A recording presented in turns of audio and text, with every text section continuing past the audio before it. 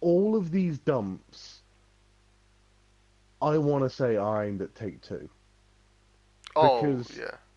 Take-Two took the soul, the drive, the passion, and the heart of a company that a console generation ago were in their renaissance. You had games like GTA 4, Red Dead Redemption, Max Payne 3, LA Noire, all masterpieces in their own right. And now we've got this, a game that By all means, started out very, very good. tries so hard and yet doesn't try it in the slightest. There are features in this game that existed in games like 8, 10 years ago that I am baffled are not in this game. Like joining like a private lobby. Why can't I do that from like a public lobby like I could in Red Dead Redemption? Why do I have to tediously go through a loading screen, go back to single player, boot back, open the start menu, boot up multiplayer again, go to a private lobby, another loading screen? It's like, Jesus Christ. Yeah, There's too many loading screens. there is. And It's I just down. think, by all means, GTA 5 is a great game. GT Online has taken a path in which I don't really appreciate. In some respects, I guess. Yeah, in some respects I don't. I think the path that it's taken is a bad one. It's a negative one.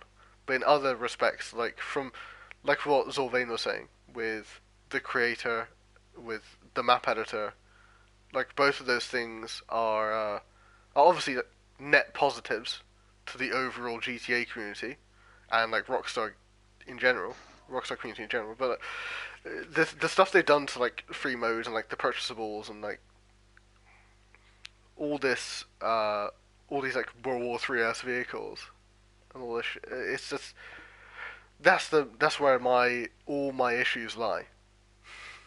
God fucking damn it. And being able to do this I'm in this definitely game, listening. being able to do this in this game, right, this right here, this is a net negative to my GTA experience. But You're yeah, saying that's disappointing to Wadsworth dancing shirtless in front of you. yeah. This is If you want, I can put a shirt back on. just stay with me. That's all I ask. But I don't know. Like I have high hopes for Red Dead 2. I think I hope it's good, yeah. the platform that they built here should carry on over there. Like in terms of like the positives, like if it doesn't launch, like multiplayer doesn't launch with like a map maker and a creator, like a director or whatever they want to call it, and it's not coming soon to that, I think it'll be a big fucking mistake for them. Like those communities are already going to struggle to find shit to do on Red Dead 2 because the creative freedom isn't going to be as large because of the setting and What because they of the don't type of game they're understand making. is that the map creator itself, as well as the editor, hence making photos and videos, has indefinitely expanded GTA Online's Oh, yeah. lifespan. Yeah, this And it entire promotes community is built Rockstar's own content. and they've kind of neglected those communities over the years, I feel. I mean, by all means, they fucking retweet their shit or whatever, and they follow them on Twitter, and When it comes to the creator, I would absolutely agree. yeah, the creator is absolutely, like, bare bones as they could get away with. And, like, I've seen, like your map, for example, that you invited me to, see before it was finished, and, like, you were like, well, I think it was, like, a version 2 was finished of that map. And the problems you are going through because you're like, oh, I've ran out of like usable props that don't look exactly the fucking same. Like that should never be an issue.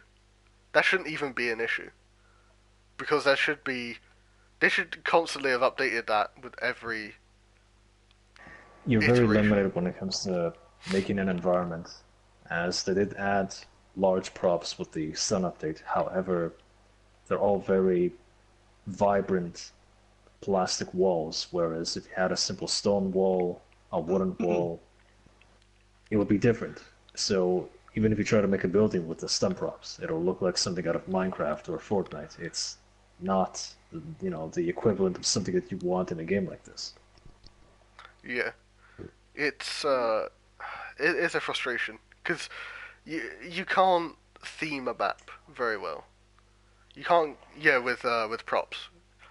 You can't go, oh, I want to Visuals make like, play a key role when it comes to these things, and if you don't have direct access to them, you can't necessarily make your vision come true. yeah, it must be frustrating, and I can understand like God, it's so like even as a guy who doesn't create maps or create like races or anything, it's like I can see the frustration there of like not having your vision come to fruition because of the just the lack of love that Rockstar's given the map creator over the years, and It's I've very used similar to.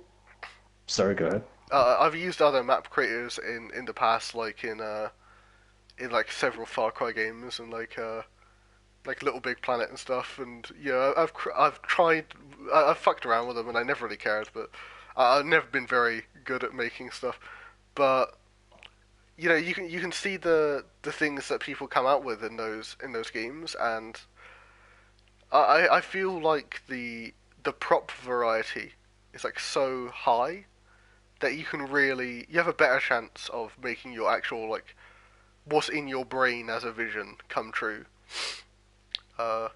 In comparison to like GTA, where it's like it's very very difficult to go. I want to build a certain aesthetic, especially like you can get it's like you can get the space correct, like spatially exactly what you want, I guess, but you could never get the aesthetic down because it's just not the Well, it's the also very variety. similar to basic functions. Time of day, we can only set it to morning, night, and noon. Whereas in other games, you can actually set the exact time of day and even lock it. Well, over here, when you set it to night, it's automatically set to 9 p.m. and it's not really pitch black. It's somewhat of a mellow evening. Yeah, So if you really want to make a nighttime map, you can't. yeah, You can't make a sunrise map or dawn map where the sky light very differs, or we can't even choose filters, you can't even. music, ambient settings. You also can't choose to have a real time passing. Like you can't have it so like, oh, I want my map to start in the evening and go to night as the map ends, as like a cool transition, or is like you can't have your map be dynamic in any way other than like what you do with like with the train, for example. Whereas like Well, oh yes, that like inbuilt that's a real world event that I can't control, so build my map around that. yeah And similarly, when it comes to function, let's say weapons, uh, if you put down a weapon, it'll respawn every 30 seconds with a set amount of ammo. Let's say I want to put an RPG power weapon. yeah It doesn't work. You get 8 rockets every 30 seconds. I wish I could put it down so that the RPG respawns every 5 minutes and gives you one single rocket. yeah. This is shit that was in like Time Splitters on PS2. Like I played that game actually, and I used the creator in that game as well. me too. Like that's where I started making maps, and I went to I thoroughly Halo. enjoyed that game. Me too. Oh man, what a game! I miss Stumpy. Do you remember Stumpy? Stumpy, no. I He was the remember. midget clown. I like the shoal. It's just a group of fish. Oh yeah. Why? Do you remember Jacques de la Morte? Yeah. When he went to the cathedral of undead priests? God. Yeah. Oh man, that's TS2, right? That was such a good level. Shit. Yes. Oh man, you play it. I and occasionally still Viola's listen to the PT. OST. Yes, and if you go with 2 players, she's accompanied by the man in the bowler hat, the old Englishman. forgot his Oh. name. Yeah, I don't remember what that guy's called. We are going off topic though, Yeah. but if you ever feel like you want to be productive and bored, listening to the original soundtrack scores of Are that video they, game, it's quite inspiring. are they on Spotify? YouTube. Okay.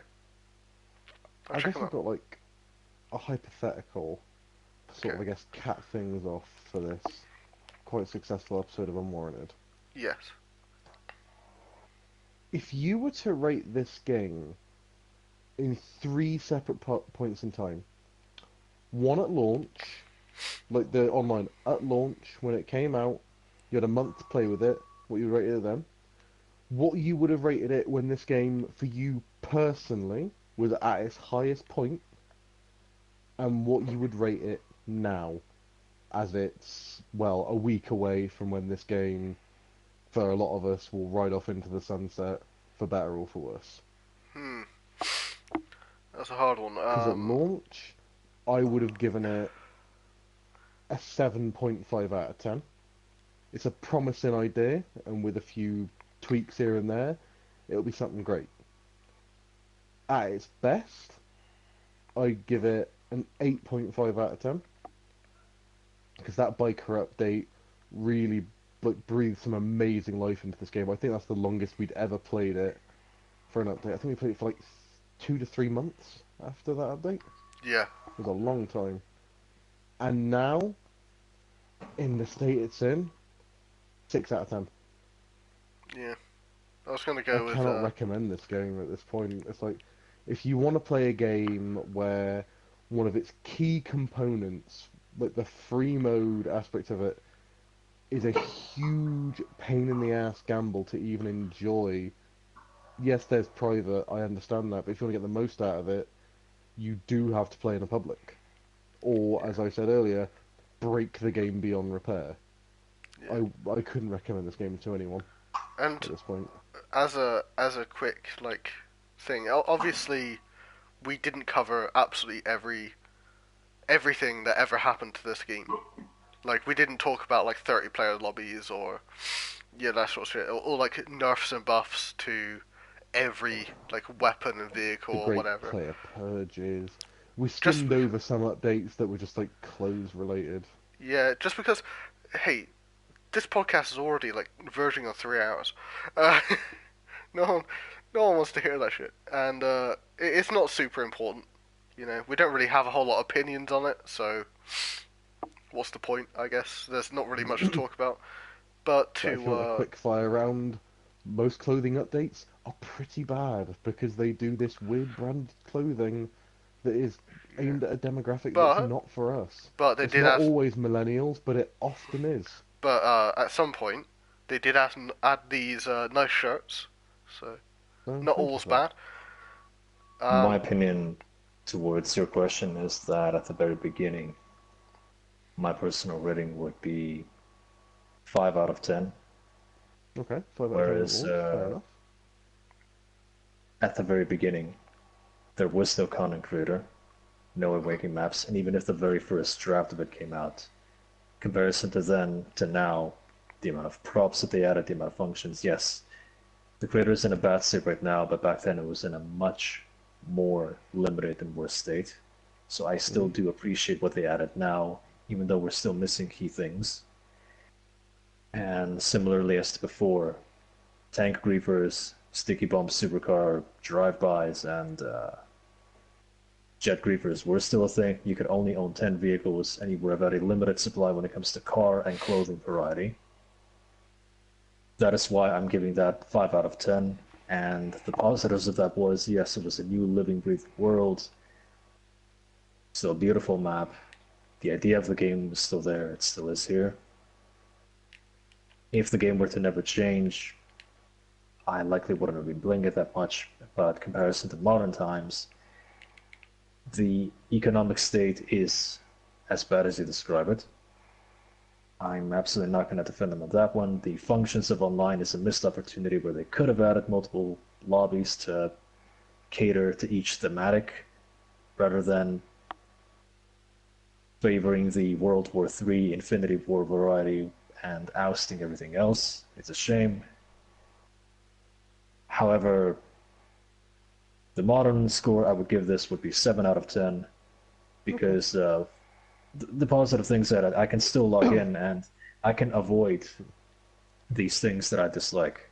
I can still play these, updated maps with both my crew, with my friends. I smile when I look at my collection of vehicles. I can go through a large amount of clothing. I can customize a lot. There's a lot of activities to do. So, focusing on the pros, more on the cons, I still play this game to this day, and that is my review. Fair enough. But is what you rated today, would you say this is like the highest point for you, I take it then, as well? I would say so. Okay. My launch is probably like a 6. It's not great, but it'll do, right? It's very bare bones, obviously, right? I'm not going to rattle off a bunch of reasons as to why that is, because it's very obvious as to why why the game was like super bare bones. But I really enjoyed the game around biker update time, and I give it a solid 8, right? Solid 8, Ooh. maybe an 8.5, right? Loved it. I say around about now, it's about a good 7. I don't really resent it all that much. All in all, right?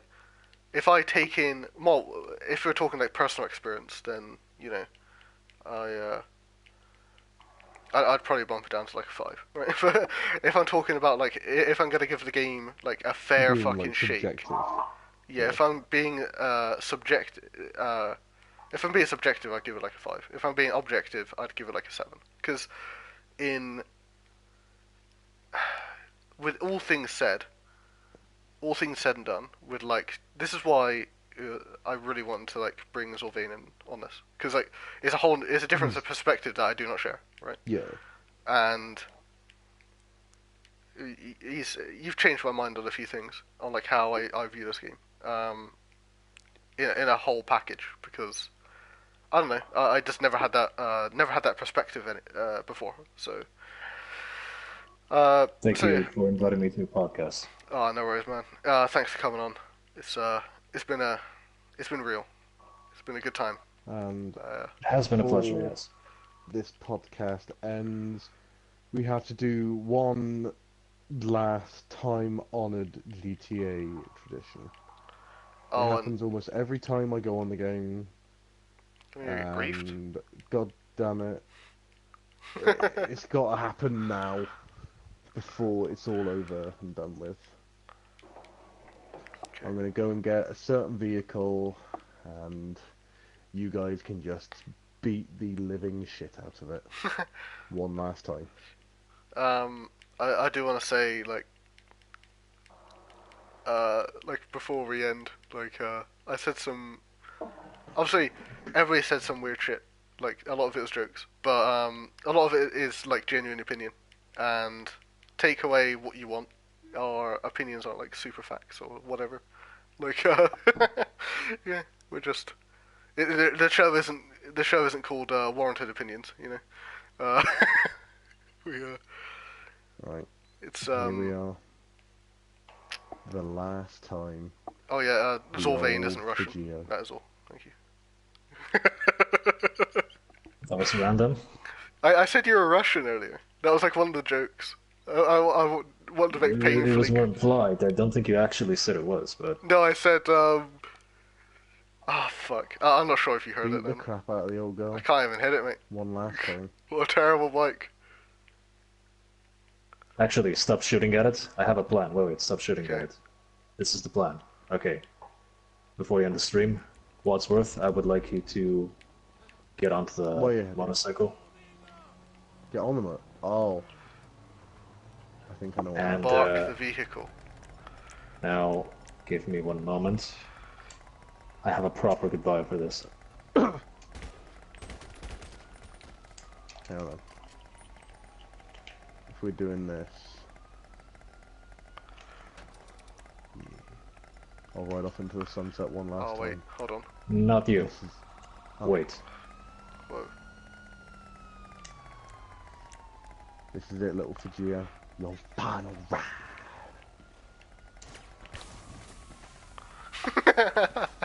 That's Oh no, messed don't up. do that though. Don't do that though.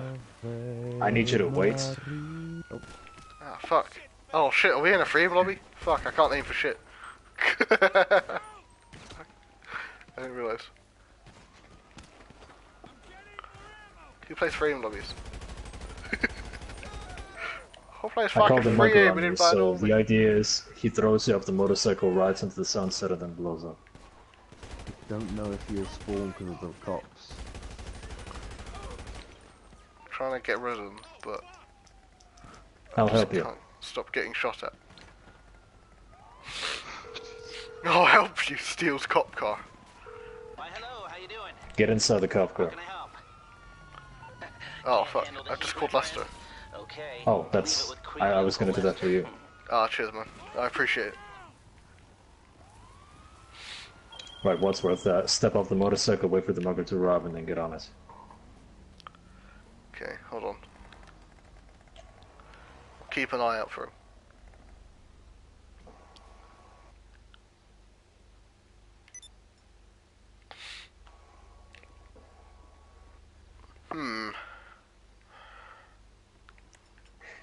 There's a officer over there which will likely open fire on the mugger, so let's move away from here.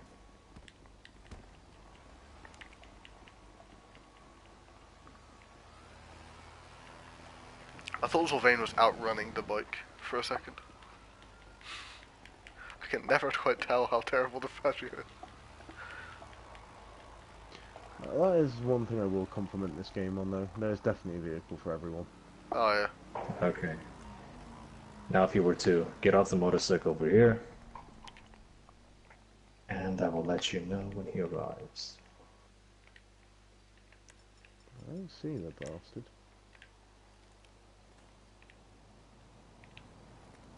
Or is that him? I mean, that's kind of a racial thing, but is that him? I have not yet received a notification. It's just an African American gentleman going about his day. Fucking racist. I don't know, he had something in his hand. Hey, do Sounds you like guys it's a remember phone. when cigarettes were bulletproof? They still are. Then. I just assumed they fixed it. Shit. It doesn't say that the mugger is approaching. Oh, now he is. There he is. Oh, there he Get is. ready. He's very discreet. Get on the motorcycle. Where'd he go? Huh. Where's he? He turned around. Right, so it doesn't work for that vehicle, it seems.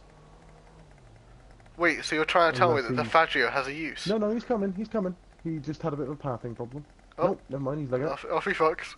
The Fagio is immune to mugging, it seems. Oh my god, it has a use. Right then, plan B.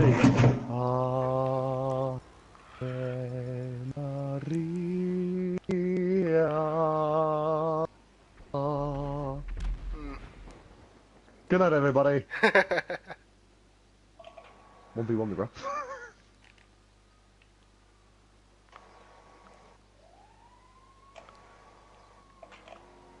And options, delete.